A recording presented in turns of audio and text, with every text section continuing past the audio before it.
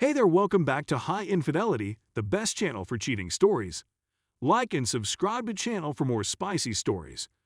Now, let's get into today's story video. I'm just numb, don't know what to do. So honestly, I'm not sure what this is intended to be. It's definitely more of a vent post than a rage post. It's just sitting inside of me, and I need to get it out because I'm going insane. I believe my marriage was abusive, but we lived in a bubble in a city remote from our friends and family. So I have no outside frame of reference. I've simply been caught up in my own thoughts. So about a month ago, my SDBXW returned home after a vacation home and abruptly said that we needed to separate. I was devastated, and we sought for a while before I left for my hometown, which was just a few hours away. I accepted her word for it and believed that we were being honest with her, and I even began to empathize with her. I returned home for 2 nights, but all of my belongings were still there, and I was set to start a new job the next week, so I came home to attempt to work something out with her. That's when things started to become strange. She became enraged and accused me of being abusive. She threatened me to return to my home state and that if I ever touched her dog, she would kill me. I treated the dog better than she did. I loved him and I know she knows I would never hurt him. I didn't want her to be any more furious with me, so I said it was okay and returned to my family. The whole time I was there, she was unusually difficult to contact, would hardly speak to me, and when she did, it was brief. She would simply give me her thoughts about what was going on, almost as if she was just giving me an update. And then, once I tried to discuss or talk about mine, she became enraged and cut me off.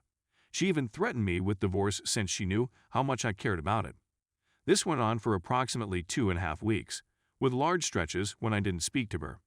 She eventually began to suggest we could chat, but she kept moving the date back and forth, using work as an excuse.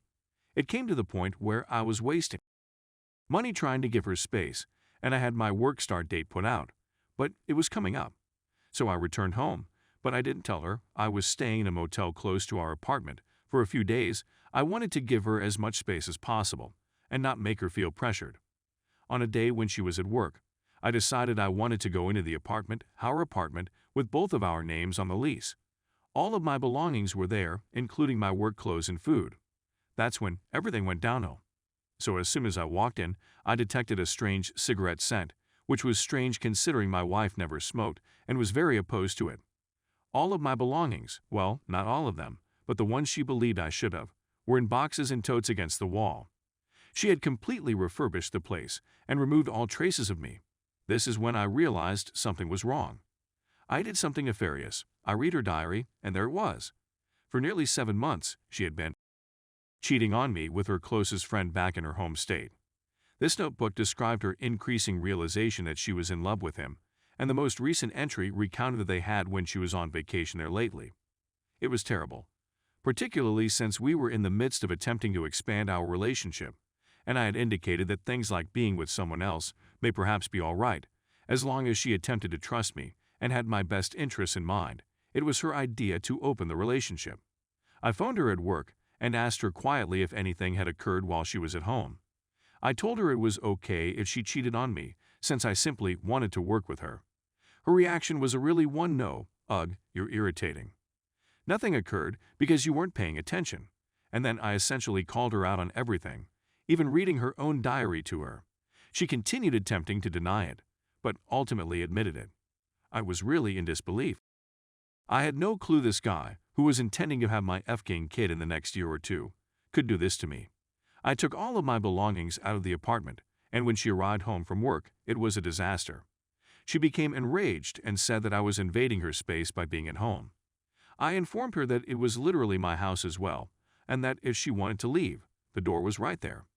I'm so anxious and numb that I can't adequately convey the train disaster that was the next several weeks, but things just got F-gang worse and F-gang worse. After confronting her, we cooled down and started talking, and we agreed that we needed a divorce, but that we could still work things out. But the next day, she became hostile and began to scream things like, "You are practically holding me hostage here. You got a chokehold on me," because I wasn't going to sign one of those simple online no-contest divorces with her that week. Then she resumed her threats, saying things like, "If you don't sign the divorce papers tonight, I'm going to go back home, burn all of our belongings, erase our photos, and never speak to you again. You won't hear from me again." This was f-king horrible because I still love this lady. Literally a little over 2 months ago, she was telling me that she never wants me to get pregnant for anyone else but her, and that she was so glad that I was taking care of her and loving her as much as I did. So things settled down the following day, and she began to be incredibly kind, holding my hand and sitting on my lap, kissing my head. She apologized and called us by our pet names. I don't know why I trusted her, but I did. I was all set to sign the paperwork and get her out of the lease that day, but something in the back of my mind told me something wasn't right. When she left for work that day, I went to check on the Apple Watch we shared, and it was as if my spirit had left my body. She'd been telling her friends that she was only attempting to get a cheap divorce out of me, despite her claim that the divorce had imprisoned her, and that she may have to sleep with me to obtain it. She and her pals were talking about how awful I was for even considering having with her. I wasn't, and how she was afraid it would make her friend, who she was in love with, love her less. So I contacted her again at work and asked if she was really about wanting things to improve between us, apologizing for whatever stress I had given her.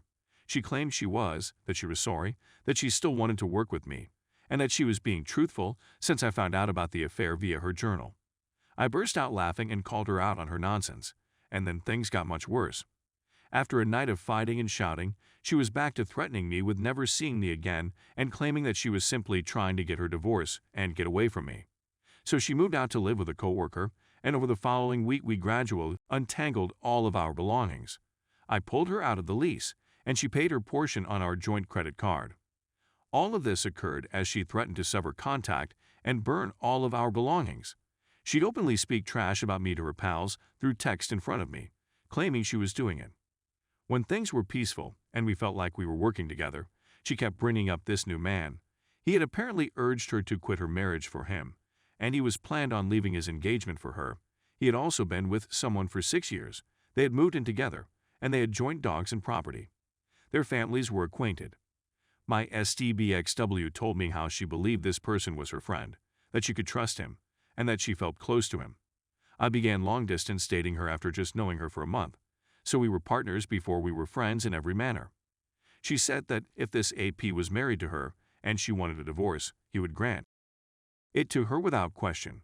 She proceeded to compare me to him, berate me with things, saying I was weaker, less proficient, earned less money.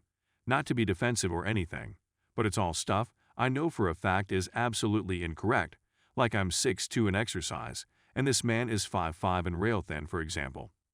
Other than her saying this garbage to me, it doesn't matter, and so on. The saddest part is that she blames me for losing her forever, telling her new partner that I failed to connect with her in meaningful ways, and that all we had was gone because of me. She claims that I set the tone for our relationship by being negligent in the first year of our relationship, 3 years before we married, and that she will always blame me for allowing it to get to this point. These are details for perspective, my side, as I have to state for my sanity. We met long distance. She was a worker I met via work, no judgment. It doesn't matter outside of the scenario of not knowing what her aim was, and I was pursuing a double STEM degree at a fairly good institution while working a part-time job. As a last-ditch attempt, I had just returned to school after years of difficulty maintaining attendance due to my mental condition. She came to live with me. She worked but remained in the flat that my family had paid for. I was nervous throughout the first few months of our relationship, but I planned dates and purchased gifts, and we had great chemistry and true love.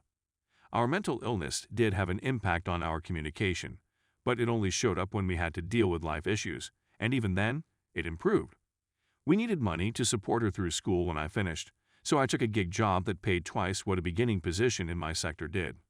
I was the primary earner from the time I graduated until she obtained a job in her industry around 10 months ago. I also cared for the dog and our other pets, went grocery shopping, traveled everywhere, planned excursions, paid bills, dealt with landlords, and did other housework. Honestly, I came up with the most of the date ideas we had. The things we connected over, for the most part, came from me or my side. And at the end of the relationship, while she was working, I was essentially house dad. Every day, I drove her to work and picked her up. Had to wait a half hour every shift she had to get her. I prepared her special diet meals. Every day, I cared for the animals and cleaned the home. Trips and dates have been set. Every night, I lay and snuggled with her. Not that I was flawless or anything, but I effing tried, and I don't think I was negligent. Then the unthinkable occurred. She was preparing to leave the city in a few weeks, so I went home merely to ship some things and make ready for my relocation. She phoned and texted me once, saying she wanted to meet me the following day, but I was busy and just doing my own thing. I contacted her late the following day when I returned to my city to check what was going on. She said that she had changed her relocation date to tomorrow. I'd freaked out and blew up her phone since there's a big chance we'd never see one another again, and I wanted to say goodbye at the very least because I still love her. She ignored my calls and then called back, saying she could see me for a few minutes. I pick her up and we have a brief chat about the future, one of the most difficult talks I've ever had. She strolled inside her coworker's apartment and said, "Perhaps I'll see you again one day." All night I sobbed and drank. I couldn't stop myself. And then it hit me the next day. She was perfectly fine after all, just leaving like that and never seeing me again. I could understand the other things, the cheating and everything, if I gave her the benefit of the doubt. I knew she was selfish, and I can understand her conduct if she really considered me as an impediment to her pleasure. But something about leaving like that, knowing that she knows she would never see me again, and knowing that if it had been that buddy, she would have bent over sideways just to see him. I don't believe I've ever felt more agony in my life. I still can't believe it. She's returned home, and I haven't heard anything from her. A loss. I apologize if this seems like I have no clue how I'm coming across. My mind feels a bit foggy as a result of the alcohol and the lack of food. Thank you for attending my TED lecture.